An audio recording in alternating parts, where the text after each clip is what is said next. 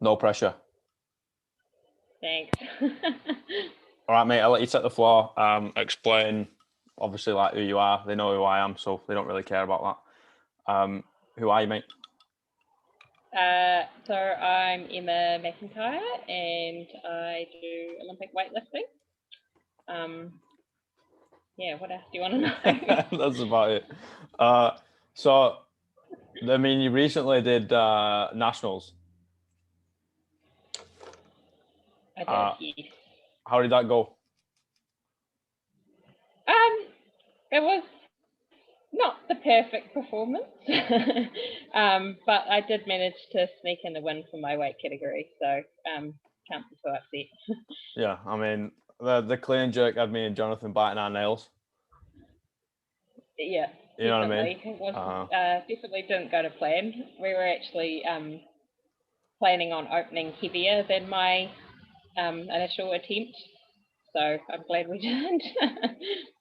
Well, what do you think sort of got to you? Was it like a little bit of nerves, or is it just like one of those things that you kind of just fucked it up? And because you clearly are strong enough to do it. Yeah, so I think this year, normally the session sizes are quite a bit smaller. So I think typically for my session, I'd have 10 to 12 people.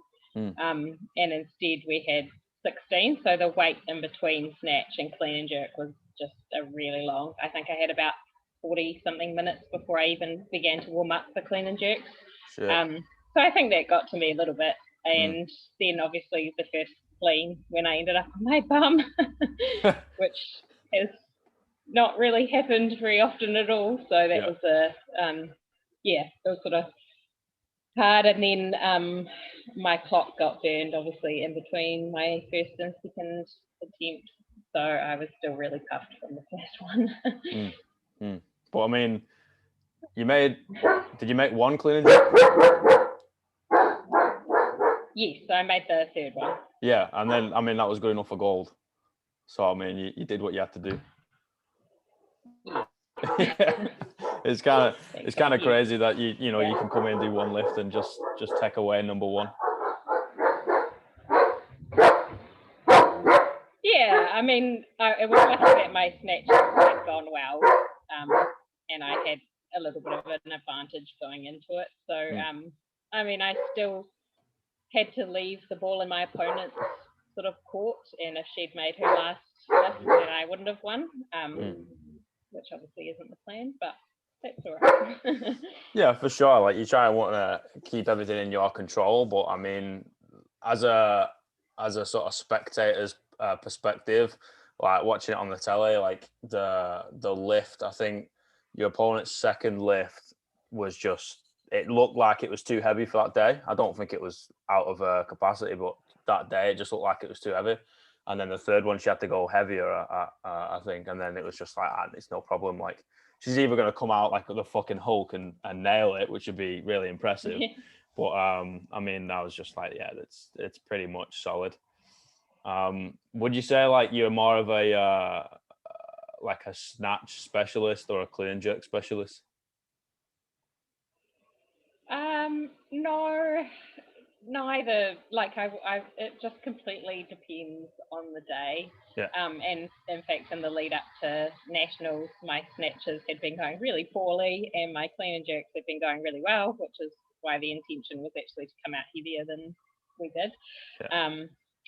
But yeah, on the day, snatches worked and clean and jerks didn't. It's just one of those things, isn't it? Especially with weightlifting, like.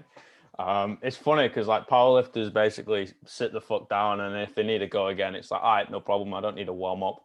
I just put my hands on the bar and lift it. But then like with weightlifting, it's like, oh no, I've cooled down. I need to stretch again. I need to get back on the foam roller. You know what I mean? And it takes like a little bit more of an effort. Yeah, it's definitely different. And particularly, I mean, I was quite lucky in the fact that I didn't get too held up in between my lifts. I know because it was such a big session, there was like a big bottleneck at certain weights, and you know, people were sitting around for 10 minutes in between their first and second attempt, which, God, I don't think I could do that as an Olympic weightlifter. Yeah. What would you do if you had to do that? Would you any amount of time? would you go back and hit another lift in the warm-up area, or would you just like sit and work like 10 minutes? I guess I'll just go with whatever my coach says. He doesn't normally like to take another attempt in between, because you don't really want to waste your energy. Yeah. And in weightlifting, if you take a lighter attempt, then you don't like it. Yeah. Then the one you do on the platform will feel really heavy. So probably just like air squats or something. Yeah. Yeah. I mean, 10 minutes is a long time to wait, and like it's a long time to get in your own head, right? Yeah, definitely. Yeah, especially when you're sitting in those seats, just waiting to go back out on the platform. Yeah. And every time you sort of like get ready, oh, it might be me, and then it's not. Then yeah, I think that kind of affects your mental game. For sure. Do you play any music beforehand, or are you one of those weirdos that basically like listens to their own thoughts and kind of has everything silent? I guess I'm a weirdo. Yeah, I don't fucking play. hell. Yes. Do you train like that too? Nah, I mean, there's always music on in the gym. Yeah. Although I guess I wouldn't be opposed to training with it quiet. It's a lot easier to like concentrate on the actual lift. Shit. But I wouldn't want to sit around in between with no music. What would be like? What's your hype up songs? Oh God. Generally my heavy training sessions are Metallica or Disturbed. Oh, nice. Classics. Yeah. It does make me laugh when people turn around and say, you know, like, I don't know, fucking Justin Bieber or some shit. You know what I mean? I'm like, how are you going to get fired up with that? Yeah, I don't know how you could get hyped up. It normally takes me like, I flick through like 5 or 6 songs to see what I really feel will get me up and going on the day. Yeah, for sure. So what did you end up totaling on the day? 179. Yes, 179. So we were 178 is international qualification total. So we wanted to secure that, and then obviously I had to take the extra kg to sort of give myself some rest in between clean jerks. Oh, nice. So what's next? So I actually have an Oceania online cup next weekend. Oh shit. So that's going to be a really new experience. It's done via Microsoft Teams. We had like a wee login last night to see how that worked. Yeah, it'll be interesting. So like, if your connectivity fails or anything, that's just a no lift. Really? Fuck, so you're just hoping and praying on friggin' technology? Yeah, pretty much. I mean, I think I'm like quite lucky, obviously, being in New Zealand, because we're up against a lot of people from sort of remote islands and stuff. So I'm not sure how it will go for them. But... Fuck, that's crazy. Do you get to do it in your own gym? Yes. Yeah. Yes. I mean, you get a little bit more support around you. Like, I mean, I know competing in your own gym is a completely different feeling than traveling and fucking, you know, competing somewhere else. Yeah, I mean, it would be quite cool. We did do like the South Island champs as a postal event. So you just videoed them and sent them in, and that was in my own gym, and that went really well. So, you know, yeah, hopefully be able to put up a semi-decent performance. For sure. What have you got any numbers in mind that you wanna go for? Because I've sort of just dropped back into like normal training, so we're not actually training heavy at the moment. So I'll probably start my attempts a little bit lighter than I did at nationals, but then do some bigger jumps. So I don't know, ideally ending on sort of an 83 snatch, maybe 105 clean and jerk. Nice. Nice. some big jumps. We'll see. Yeah, I mean, why not? At the end of the day, you know, like it could work. It might not. Who knows? Yeah, and it's sort of fun. I mean, as long as I can secure my a total. All you got to do is hit 2 lifts, right? The other 4 is just for shits and gigs. So I mean, that sounds really easy, but it's not always. Yeah, for sure. I've just taken out all the hard work and like the actual thing of picking the bar up and putting it above your head. Like, yeah, it's fucking hard. Yeah. But two out of 4 gets you gold. 2 out of 6 gets you gold. Yeah. Yep, if you're an absolute weapon. So what category was it? Was it 64s, right? At nationals, yeah. Have you always been in 64s? Yeah, I have actually. Sort of slowly built into it more, obviously. When I first started, I was probably weighed in quite light, but yeah, I have toyed with the idea of going up a weight class, and I think I probably could build into the 71s, but there's a bit much competition up there. Yeah, it's like where your body naturally sits, right? And it seems like 71s is very competitive just because there's a shitload of ladies that just like naturally sit around that mark. Yeah, definitely. Yeah, for sure. And one in particular, our Olympic hopeful, sits in the 71s naturally as well. She has to go up to 76s for the Olympics, but I don't think she'll stay there. So. Fuck, fair enough. Is that in the same club? No, she's Auckland. Oh, okay, cool. What's the lady's name? So Megan Gifford, or she used to be Megan Signal. Yes, I know Megan Gifford. I train out of one of the boxes that her best mate manages, I think. Bit of a weird Gemma. Weird link. Yeah, Gemma. Yeah. Fucking sound. Oh yeah. Yeah, man. How long have you been in weightlifting? Has it kind of just been like something that's pretty recent, or have you always been like training this type of way? So I think I worked out it's been about 4 years. So yeah, this was my 5th nationals. But I started with CrossFit, so I'd done like a little bit before then. And then in my first year, I sort of did both Olympic weightlifting and CrossFit. So it's probably been, I don't know, a little bit less actually focusing on weightlifting. And what made you make the decision? Was it all the burpees and running? Pretty much, yeah. It was just, I guess I like competing, and it was so hard to be competitive at CrossFit and be good at everything. I sort of started training twice a day to, try and get in some extra sort of practice around some of the movements. But yeah, I always loved the barbell stuff from day one, so it made sense to just focus on that. Yeah, for sure. And I don't have to run and do burpees. There you go. I mean, that's the positive, right? Yeah, fucking like you see the level of the athletes that even just compete in like a local comp, never mind national or international of CrossFit, and they're just like they can do all this shit to an incredibly high level. You're like at that stage, it just takes over your life. You know what I mean?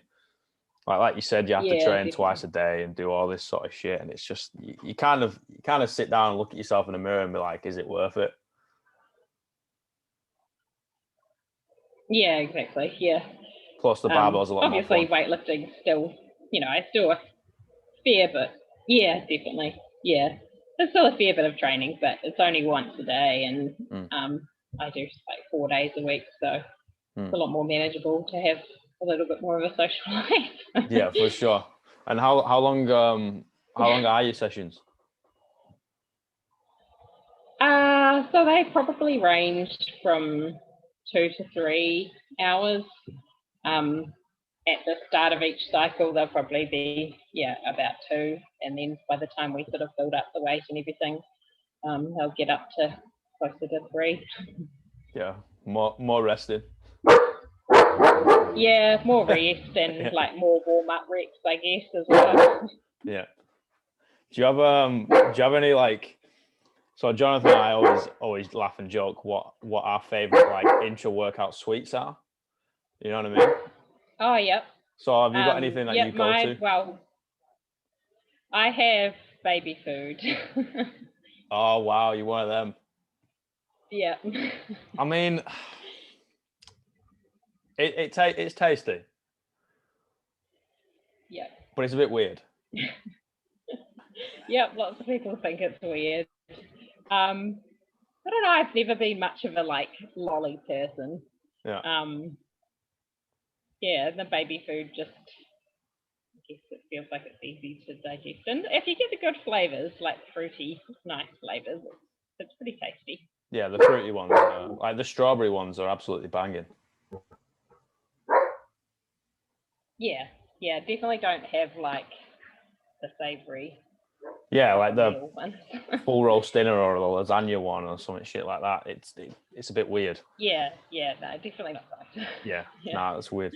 But have you tried the tan fastics, Haribo's? No, I have not. Oh, mate, you're missing out. Like that's a throwback to the UK. You know, like whenever you come in and do a heavy session, everyone's got a bag of tan fastics. Where do you get them from? I don't know. I think you can pick them up from like local supermarket, but they're in that, because obviously it's a foreign food. It's like right in the back in the corner, and they'll charge you about $5-6 for something that should cost you about 20 cents. But hey, it's worth it when you go heavy. You know what I mean? Give it a try. Oh, you've got to. If you like something sweet, it's absolutely banging. Did you do anything before CrossFit? Yeah, so I guess I've always kind of done competitive sports, but my main sport before that was athletics. So I was a sprinter and a hurdler. Oh shit. What was your distance in? So I just did short stuff. Surprise, surprise. Yeah. I did like 100 and sometimes 200 sprints, and the hurdles were over 100 meters, plus a little bit of long jump sometimes. So you've always been an explosive athlete then? Yeah, I guess so. Yeah. Yeah, definitely. I think I started that when I was about 14. Oh shit. What was the reason why you got into it? Was it through your school? Was it like parents, mates? Did you just sort of like say fuck it and out of nowhere you kind of just jumped into athletics? I think it was my parents. So as part of the schooling over here, you do athletics days, and then you might progress to like the zones and inter schools and that sort of thing. So I just obviously was randomly quite fast, and got through to like my first zones, and that was a little bit of a scary experience and everything. So my parents were like, oh, why don't you, join an actual athletics club? And at that age, it's really fun. You just go along one evening a week and go around and do lots of different exercises. So yeah, I started doing that and then just got more into it, I guess. That's cool. So you had like a decent amount of encouragement from your parents, you say? Yeah, they were always really encouraging. Yeah, they always, it was sort of compulsory that me and my sister did a sport, and we got to, pick whatever we wanted to do, but they wanted us to do something. So that's I'm something really glad they did. Yeah, for sure. That's something that I like absolutely love about this country. Like it doesn't matter like where you are in the country, it doesn't matter your gender, like everyone is just encouraged to participate in a sport, and not just until you're like 13 and then people like drop off, you know what I mean? But people just continue it on till they leave school. Like I know back home, like there's a massive problem with ladies dropping out around about 13, 14, and then they basically just don't do any sport. Like, did you find like there was any like repercussion maybe with you like ended up taking up the barbell?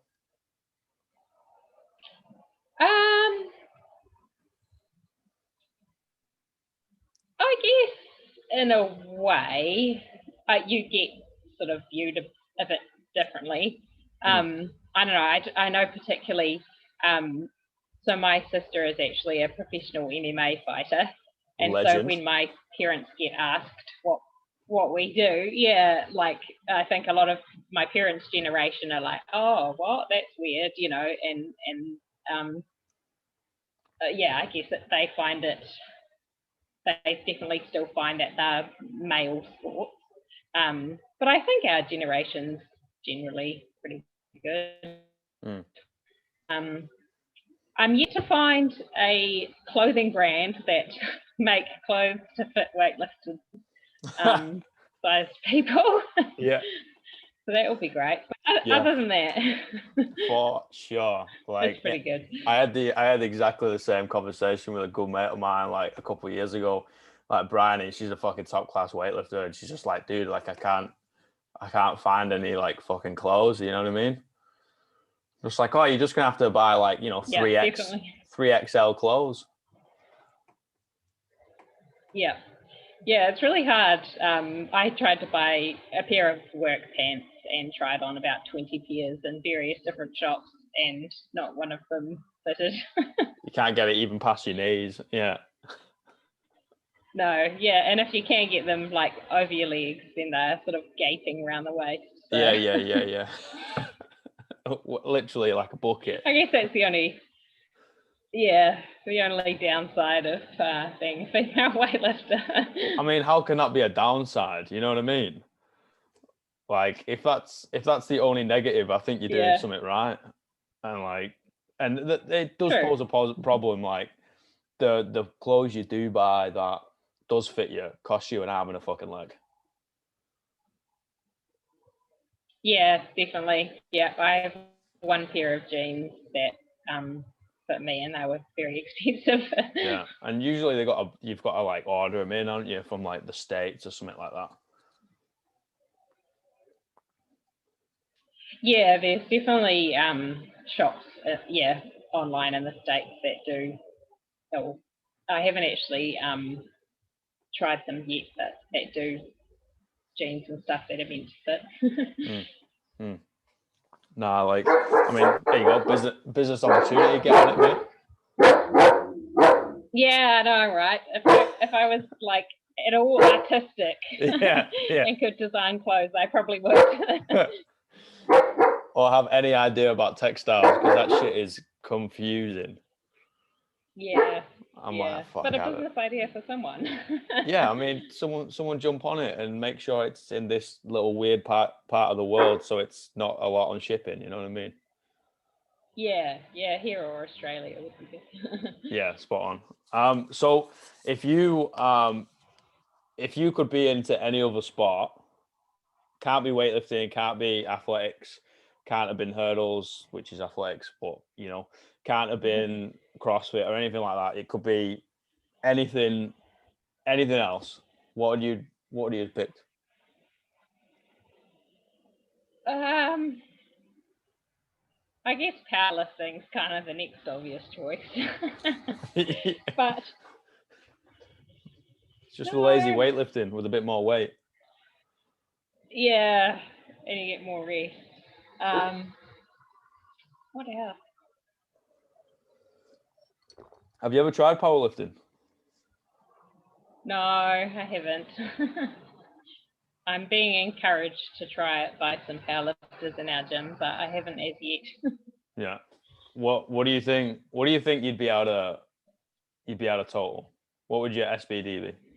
Just like picking it out of the air. Well, my squat is 145, so I can be confident that I could probably do that. I reckon I could deadlift, I don't know, not a lot more than that, probably like 160 or something, and bench back in CrossFit days was about 60 something. So, yeah. something around there. Hey, that's not bad. If And I like, actually trained bench, yeah. yeah, bench is a funny one. Like people just look at it like you just lie down and push something off your tits. You know what I mean? It can't be that hard. But I mean, it's so fucking technical. Like if you misgroove it, that bar's gonna Yeah. tell you. Yeah. Yeah, I definitely need some practice with that before I gave it a go. Yeah, for sure. And like, I think also, I always want. Sorry, go. No, go on. I was just going to say that I think the other sport would be. I always wanted to try rugby at school. Ah, cool. What Yeah. code? Like, as in union or league? Union, probably. Well, you guys like you have both, don't you? But you don't really like pay much attention to rugby league. No. Yeah, like I mean, union's a lot more popular in the UK than rugby league.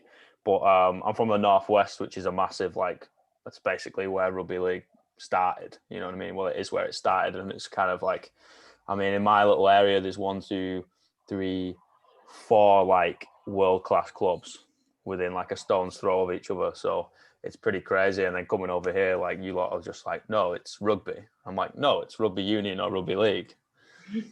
It's like, it's both the same game. It's just a little bit different. Yeah. Yeah, I've never really watched much league, to be fair. It's good fun. It's just basically people running straight and smacking into each other. You know what I mean? No dodging. Nah, no dodging. A couple of over the like hand over hand passes, and then over the net on the 6th one, you just smack it down the field. It's great fun. More like touch. Yeah, a bit like touch. I think there's a bit of like rules that touch use, which is like based off rugby league. Don't quote me on that, but I believe so. Like that's massive over here, though, isn't it? Yeah, socially, definitely. There's, I think we do have good competitive teams as well. But yeah, lots of people play social touch. That's really cool. Like it is basically non-existent. If you play touch, you're a pussy and all that sort of stuff. Oh, that's a bit sad. But I don't know. The UK is completely different. Completely different. Yeah. Nah, so back to the old weightlifting. Is there anyone that you like? Everyone's got their own unique styles, right? Of moving a barbell. Yeah. It's funny because we'll all read the same textbook and it's the same movements, yet the way we move the barbell is ever so slight like nuances. Like first of all, I can't believe how wide your squat was. Yeah. Like my hips hurt just looking at that. Yeah. I really like, my coach is really good at finding, not sort of just focusing on one particular technique for everyone, and he's more focused on finding what works for you. And yeah, I think I have kind of like funny shaped hips, so I have to go quite wide to make it comfy for me. Yeah, like it's just it's basically the position of your hip socket. Some people's are a little bit more forward, some people's are a little bit more out to the side, and that just dictates where your feet like where it's comfortable to squat. You know what I mean? I was only taking a piss. You know what I mean? Like it doesn't really matter. Well, I know I watched back the commentary, and I know Ray said that my technique was unconventional, so that was interesting. Well, what is a conventional technique? Like at the end of the day, like we all got different body lengths. Everyone's different, training histories, limitation, injury. The list could go on. So I don't necessarily believe in the conventional techers, especially when you start getting to the national and international level. Yeah, and I think like I am sort of the opposite body shape of what a good weightlifter should be. So I think they're meant to be sort of long backed and short limbed, whereas I'm short back and long limbed. Yeah. For So the it's always going travel. to look a bit different. Yeah, for sure. Yeah. Yeah. Is there any lifters you look up to and the fact of it's like that was just beautiful the way you move that bar? Not necessarily the weight on the bar, but just like how they move the bar. Yeah, I really like Laura Dana Toma, who's a 64. The boys just saying hello. She's so sort of, she's so, I guess like that sort of aggression under the bar and stuff. And yeah, it looks really cool. That's wicked. Have you had any like injuries at all? Yeah, so actually, in June this year, I partially tore the ligament in my wrist. So that was like my first big injury. And I wasn't allowed to lift for about 10 weeks at all. And it was in a brace for about a month. Shit. So that was, my first like proper experience of it, which really affected my build up to nationals as well. So that kind of made my performance at, some of the technical errors that I made at nationals a little bit more excusable. But yeah, we got back in time, so that was a big bonus. What was your training like during that time? So basically a lot of squats. Yeah. I sort of had relatively high volume squats 4 days a week.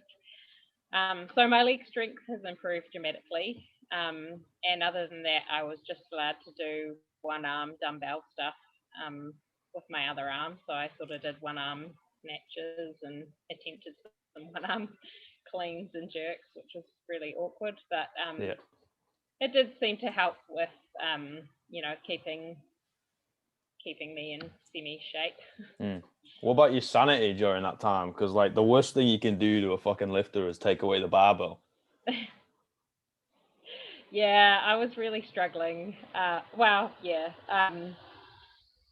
made myself still go to training, as much as I could, and I think that really helped. My coach kept asking if I was sick of squats, and I was like, no, that's literally the only reason I'm still staying, because I feel like I'm still achieving something. Yeah. I know that feeling. Have you had any any other like even just minor niggles or anything like that? Like even back to your CrossFit or athletics? Yeah, I've had lots of like wee sprains, so like or like small tears and like quads and hamstrings and stuff. I also hyperextended my elbow a few times when I first started lifting properly. And I think I injured my knee ever so slightly as well. But all of those were pretty quick recoveries, and I was still able to do, most stuff. What do you do and for I like? think Sorry, go on. I think if I knew what I knew now back when I was doing athletics, like regarding warming up and all that sort of thing, I probably wouldn't have had half of those sprains. Yeah. I mean, everyone's got 20/20 vision in hindsight, right? Yeah. Yeah, for sure. What was I going to say? Oh yeah, what was your what's your recovery like? Like, do you? Because I speak to a couple of people, and then coaching too. You speak to totally different kettles of fish, and some people take their recovery so fucking seriously. They're so regimented. They've got to do X amount of time here and doing this and saunas and whatever. And then you get the others that are just like, I don't give a fuck, man. Like I eat a burger and lie down, and I'm like, nice. But maybe you need to do a little bit more. So like, how do you take your recovery, and what do you do? I guess for me, I try and focus on sleep is a big one, and I know that it makes a huge difference for me. So getting enough sleep. I try and do like a ROMWOD every evening to stretch out because I don't do a lot of other stretching after training. And food as well. I'm pretty good with my nutrition most of the time, so that I'm getting all I need to recover properly. Well, girls got to eat, right? But other than that, yeah. Oh, and massages. I try and get a massage once a month as well. Oh, nice. Like deep tissue? Yeah. How do you find that helps? I just get so like at the moment I'm due for one, and I start getting like achy knees when my quads and calves get tight. So it's just really good to help loosen all that off, and then sort of I can hopefully keep it that way for a few weeks until the next one. Yeah, for sure. Yeah, that was one of my many sort of strings to my bow back in the UK. That's what I used to do as well, and kind of the rehab side, like fix people up, a little bit of PT, so like physical therapy and shit. And yeah, it's really rewarding, and I also feel the benefit when I keep it in. I also feel the negative when I don't. Yeah, I think I'm not naturally the most flexible person either, so I sort of need to keep up stuff like that so I can actually like get into the positions I need to for weightlifting. Yeah. Like I wasn't one of those. I train with a few like really naturally flexible people who almost have the opposite problem and can't stay sort of. It's harder for them to stay tight enough to hold the bar over their head, but yeah, I certainly need to make sure I keep that up to be able to do it. It's mad, isn't it, when people come in and they've never done any weightlifting before and they literally cross their hands with a barbell and do an overhead squat. You're just like, what the fuck? Yeah. It's like, what are you, a Stretch Armstrong? Like, it's yeah, weird. like something. Yeah, I really want to be able to do like the socks sort of, at the bottom of the squat in the snatch position and pressing up overhead. And that's kind of a goal for me because so many people can do that and I still can't, even at my sort of level. National champion can't snatch grip socks press. Yeah. that is spot on. Like every time I'm made to do socks press, I'm gonna use that as an excuse. I'm gonna be like, you don't actually need it. Nah. Yeah, for sure. No, but it probably is very useful. Yes, for sure. Like I'm super envious when like people could do it from the front rack. Oh wow, yeah. Like I can get away with it in a snatch grip behind my head, but bringing it into like a clean grip and bringing it in the front rack, like I'm nowhere near. I'm basically bench pressing. Yep. Yeah, it's really hard to get that flexibility, especially when you're continuously training and sort of, always tight, basically. Yeah, beating the shit out of yourself continuously and calling it fun. Yeah, pretty much. Yeah. Do you do any or have you tried any other like recovery or therapy sort of thing, even if it's recovering from injury? And like, for example, like injuries wise, I've tried the lot. However, something that if I keep in every week benefits myself is a sauna. Like I feel that seriously helps me out. So is there anything that you don't necessarily do, but also know it benefits you, if that makes any sense? Have you tried anything else? No, I haven't really tried anything else. Mainly, I guess, time constraints. Although, like, I know a lot of athletes have started doing like the ice water swims in the sea and stuff like that. So I did try that once. And a lot of people swear by that. So, and yeah, I mean, saunas would be quite good to try, but it's just hard to sort of fit everything in. I do a lot of walking with my dog as well, which I think kind of helps just make sure that I'm not sitting down all evening on my rest night and stuff like that. For sure.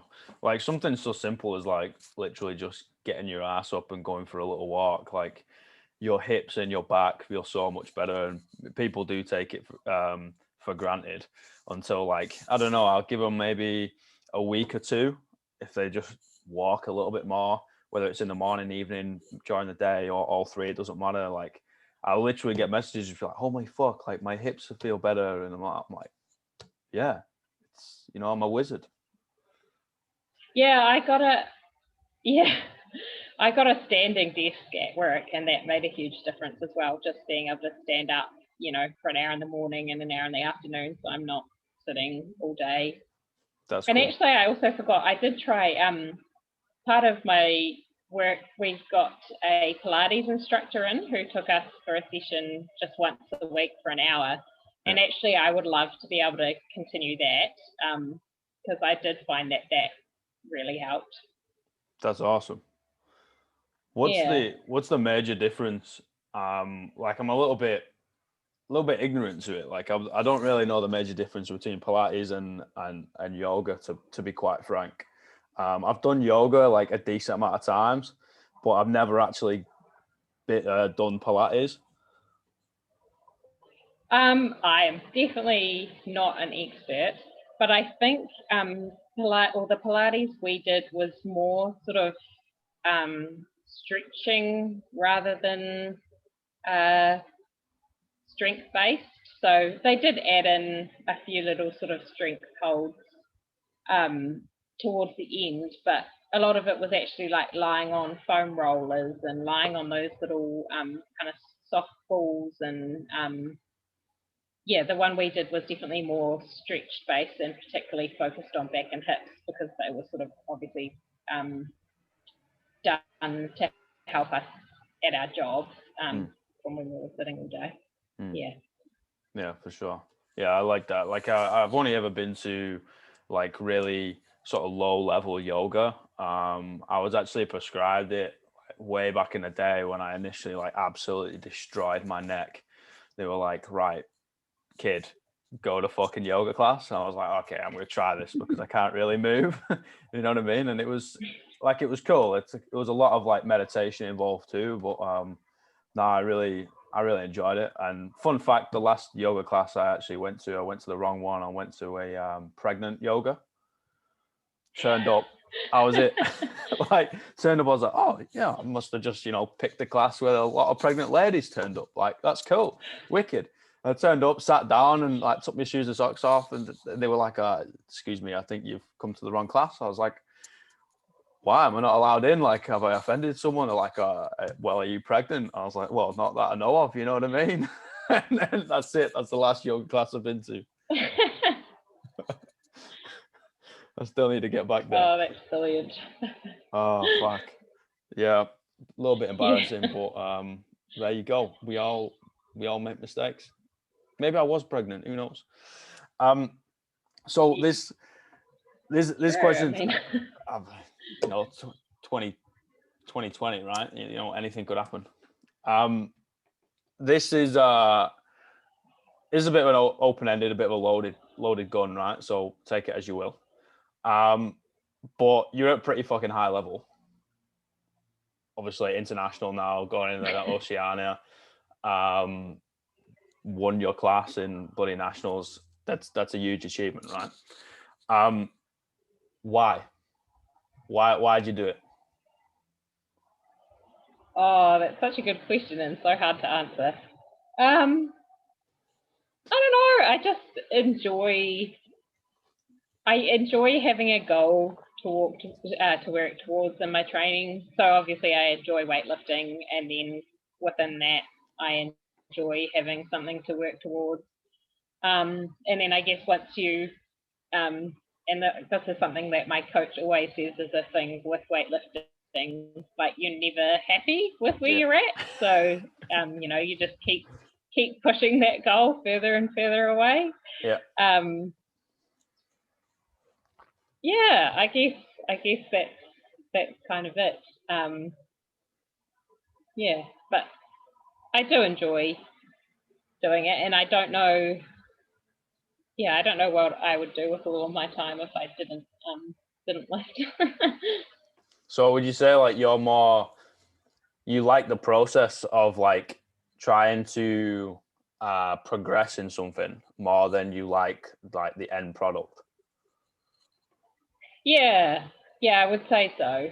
And just that motivate, you enjoy having that motivation to keep pushing for something else rather than just going to the gym and training for the hell of it, which I know heaps of people, they just love just getting in and staying fit and staying strong or whatever. But yeah, I've been the same really, I think, with all of the sports I've even done.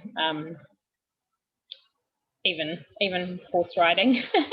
You always like to have a competition lined up to, as something to work towards. Yeah, very, very goal orientated and goal driven. And do you know where that's come from?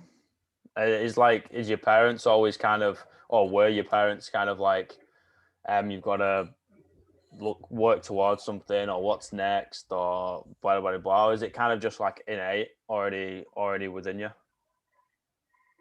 Yeah, I feel like it was just innate. Yeah, my parents were always really supportive, but definitely never really pushed us towards have sort of never pushed us to make goals or anything like that. And they're kind of unsure how they've produced two daughters who are very similar in their approach to sport. Like mum and dad both enjoyed sport, but were definitely not the same around it. They just both sort of played social sport. So Well, it's all individualized, right? Like people are different, and you get those people that kind of have that huge like intrinsic sort of driver, and they do it for themselves, and you get the other people that are kind of influenced from others, and nothing's right or wrong. And I'm just fascinated to like kind of pick someone's brain and kind of understand it a little bit more. Yeah, I think it's big. I guess it's sort of like, in a way, like fear of missing out as well. Like, I hardly would ever miss a training session because I'm like, oh, but that, how could that training session have gone? And, I'm missing out on sort of improving and all that sort of stuff. So, yeah, it's sort of like almost guilt of not going as well.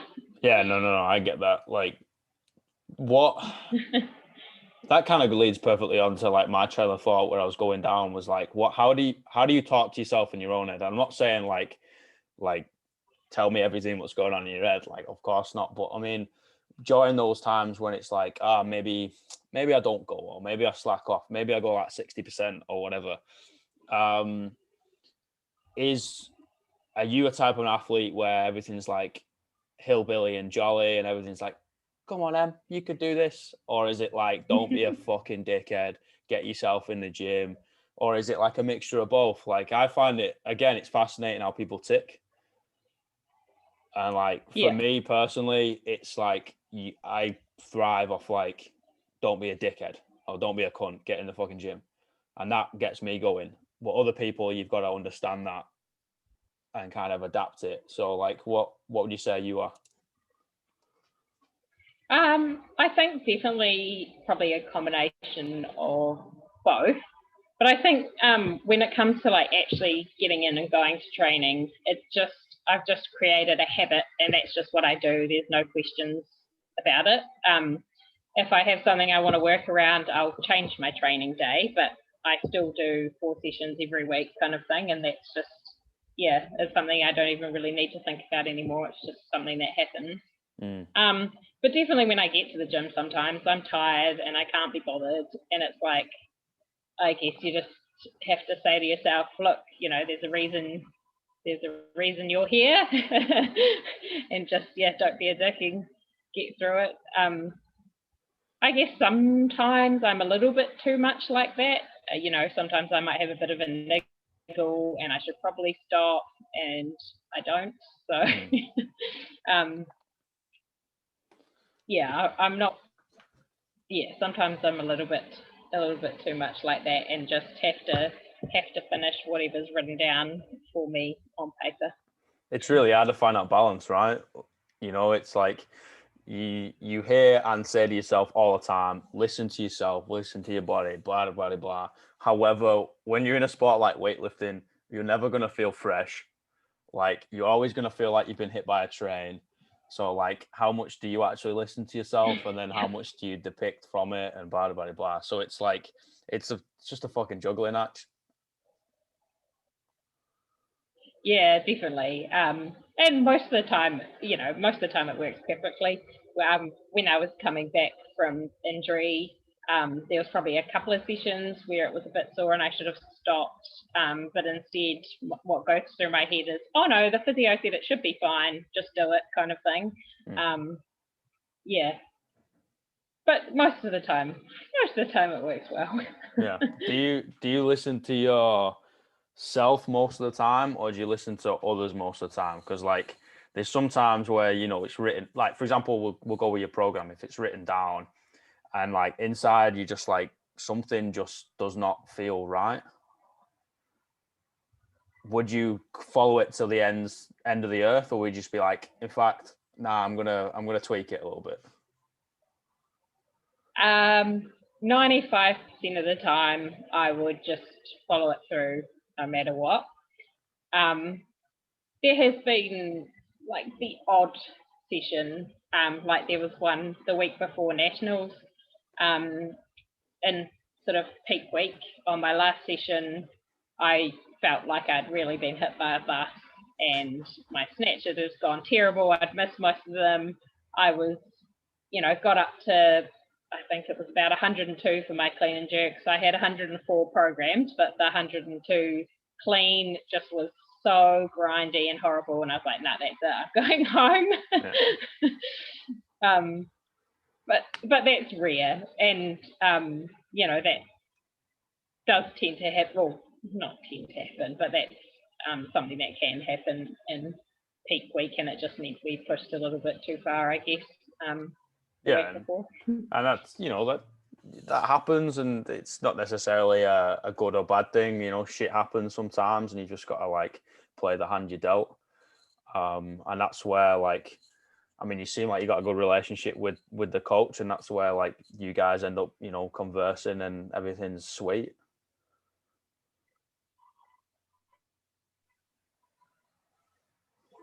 Yeah, definitely. And yeah, I do really trust that he programs what I'm capable of. So, and that's why I'd follow it. Yeah. Yeah, for sure. Almost all of the time. Yeah, for sure. It becomes like kind of like a family member, don't they? Like, you would literally, like, follow them into battle. Yeah. Yeah. I love it. Like, I don't know, being able to, like, even just as an outsider, like, witness the relationship between an athlete and a coach, or even just like an everyday athlete, never mind, like, at the top of the game like yourself, like, that relationship, that dynamic is, like, it's really fascinating. Yeah, and it's a little bit of a shame that my coach is in a different city. It would be so good to have, sort of instant feedback with coaching and stuff. But what we're doing now seems to be working. So give him a shout out if you want. And I go down every now and then. Oh yeah, so my coach is Callan Helms. Legend. For Otago Weightlifting. What a guy. Knows his stuff. Yeah, I mean, that's what you're going to need to do, right? Like, I mean, to be a coach, like, someone asked me a question yesterday, on the old, like, Instagram or fucking whatever. It was basically like top 3 advice you would give for, like, a coach, which is fucking hard to bring it into 3, but, like, you need to know your stuff as a foundation. Like, that's kind of a given. Like, that gets you on the board. You know what I mean?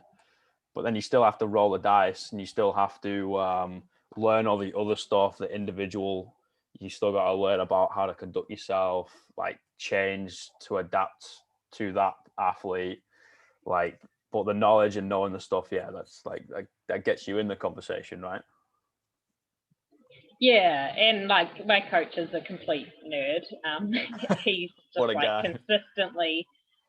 consistently reading and researching and consistently trying new things, just like every so often he'll be like, look, I want you to try this, and it will be a new thing that he's heard about in research or whatever. So just constantly keeping up with the times as well, I guess. Yeah, for sure. And that's going to just fill you with confidence, though, isn't it? Like seeing someone who's sort of dedicated and clearly loves what the fuck he's doing. Like that's just going to be like, right, this guy's the absolute nuts, the bee's knees, and I'm just going to follow him, like I said, into battle. Yeah, exactly. Yeah, that's wicked. If you had like a young lifter in front of you, whether it's male or female, it doesn't really matter. A young lifter, well, someone that wants to get into lifting, right? Wants to start moving the barbell around, learn the dark arts of weightlifting. What would you say to them? Oh gosh, that's so hard. I guess I would probably pre-warn them about the frustrations of the sport and that not every day is going to go well, and that's okay. And yeah, I guess just for, like consistently focusing on the basics as well. Like it's not worth sort of just maxing out every day, and following a proper program and focusing on basic technique stuff is just so important so you don't get injured and stuff as well. For sure. Do you have like something that you like repeat to yourself? Like some people call it like a mantra or whatever, or a fucking specific quote or whatever. Do you have something that you kind of like always think back to, whether it's an experience, whether it's a one-liner, whether it's I don't know, like an inspirational person that you take a lot from, or whatever? Do you have something that you kind of like always go back to when times get a bit shit?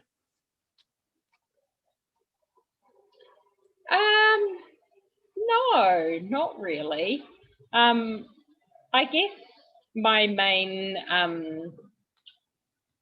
like if I'm sort of having a hard day and I can't be bothered and that sort of thing, I try and turn it around and I guess sort of practice that more, like having gratitude, be like actually you're lucky that you're here, and just trying to turn around my thoughts into more positive thinking. But yeah, there's not really a quote or anything or a one-liner.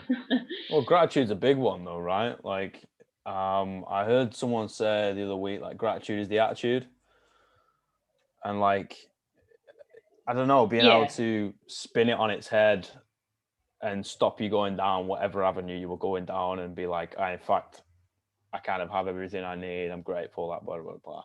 Like from an outsider's perspective, you seem a bit silly. Everyone's like, come on, like, pull yourself together. Yeah, that's a bit down in the dumps. But like, if you actually go through it and kind of, do you write it down? No, I don't. Just kind of. I probably should, but. Well, it doesn't matter, does it? It's all personal to you. Yeah. No, just in my head. No. Like I spoke to a few people recently, and they've all said gratitude. Whether it's been on here or not, like they've all said, yeah, gratitude is kind of the way I, kind of pick myself up when I've tripped. Yeah.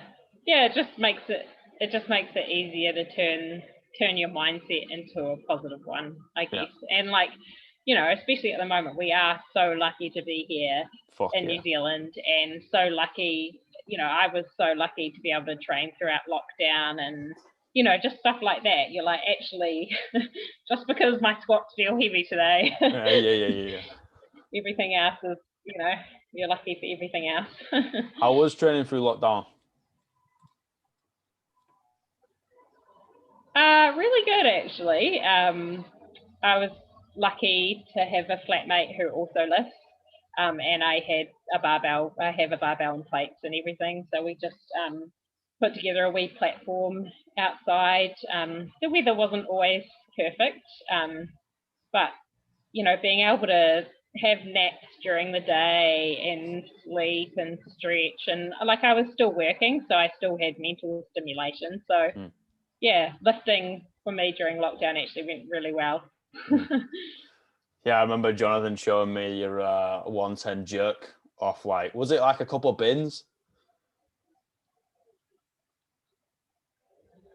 Oh, we did have jerk blocks, but that particular video we had to build like it was like overreaching heavy weight. So every day, my 4 sessions were all trying to get PBs.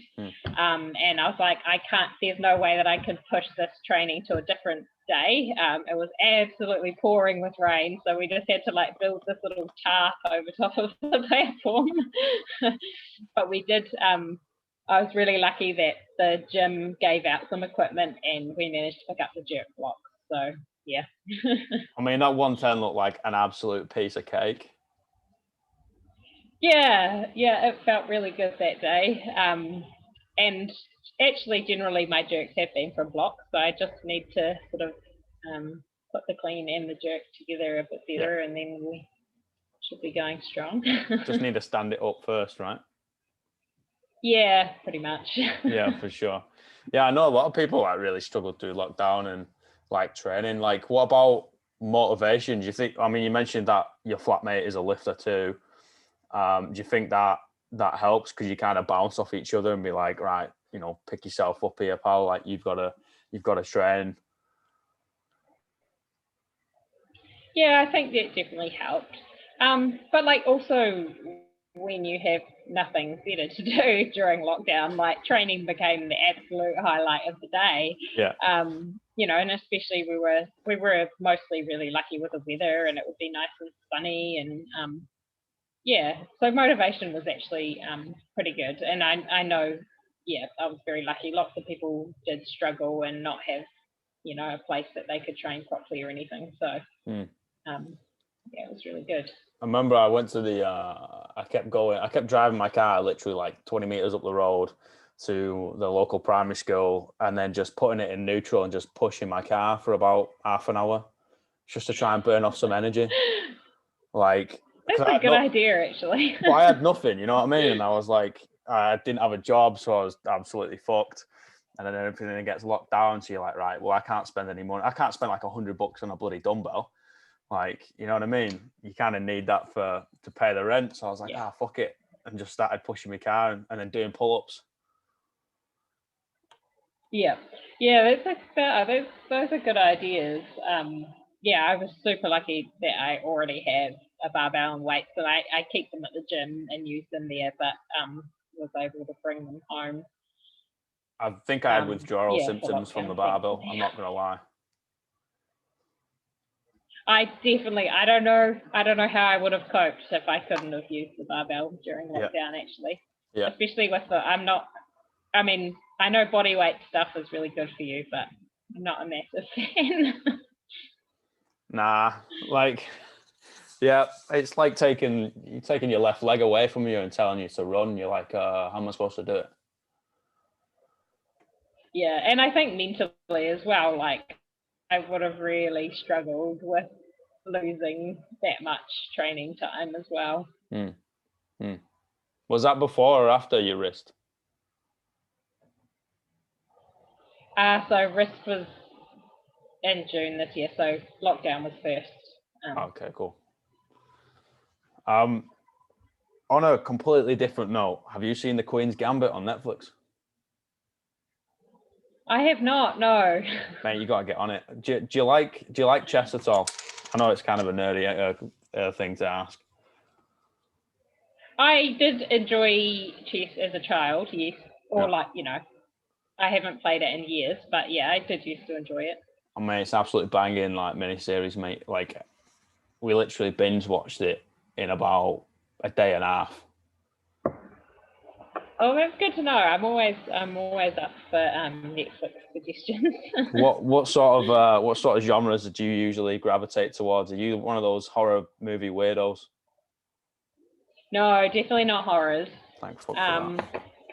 Yeah, I don't mind like thrillers, or sort of just action comedy. Obviously, depends what kind of, whether you feel like really sitting down and watching something, or whether you just want to put something on that's lighthearted and easy to watch. Yeah, for sure. Do you spend more time watching movies or like series? I've seen like series like just absolutely kicking off as of late, because you can kind of like jump in and out, can't you? But like with a fucking movie, you've got to like dedicate 2 hours or 2.5 or 3 hours. Yeah, definitely, probably more series. You're watching Breaking Bad as a flat again at the moment. So we're sort of slowly getting through it, with like depending on who's home and everything. But yeah, I don't have a massive amount of free time to watch TV, so generally the shorter series are good.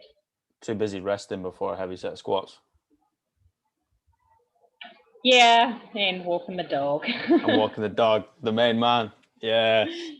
Yeah. I've never actually seen Breaking Bad, Like I've seen the first episode, and I saw it in an English lesson. Like they ended up playing it in my school. I have no idea why. It was the first time I had my a new teacher, absolute legend, by the way. He was an absolute legend. But his first lesson, he fucking plays Breaking Bad, and I'm like, all right, fair enough. And then he plays the opening scene to 28 Days Later, the session after. And I'm like, is this like movie class or something? This is brilliant. Oh, wow. And then we had to start writing, and I was like, teacher. I loved it. You know what I mean? I fucking loved it. All right, mate. I won't keep you too long, because obviously you're working from home, so don't tell your boss.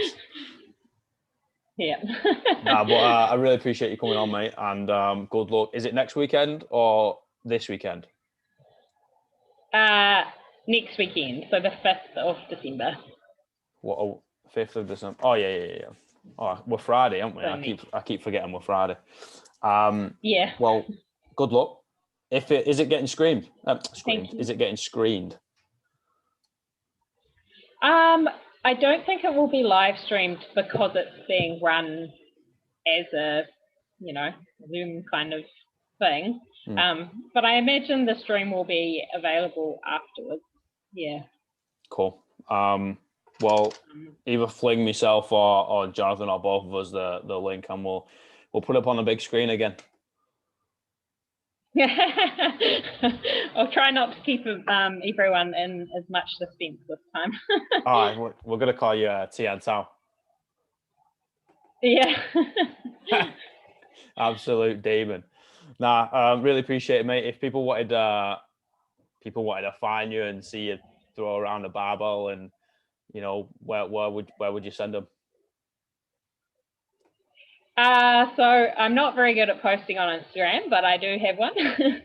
I think it's Emma_Mac848, or Facebook sort of share all the Otago weightlifting videos to my page. So yeah, Emma McIntyre. Legend. Thank you very much, mate. I really appreciate it. Awesome. Thanks, Alex. Have a good day, mate. You too.